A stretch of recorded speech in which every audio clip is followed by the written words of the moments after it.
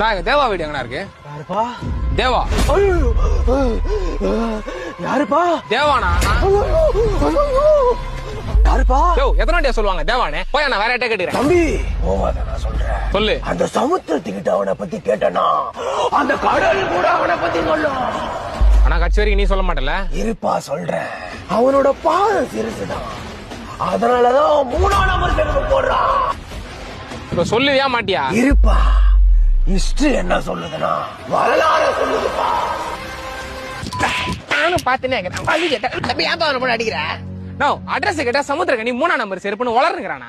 நீ வாப்பா, நான் சொல்றேன். சா வச்சிருவேன். யாருப்பா? தேவானா? தேவா!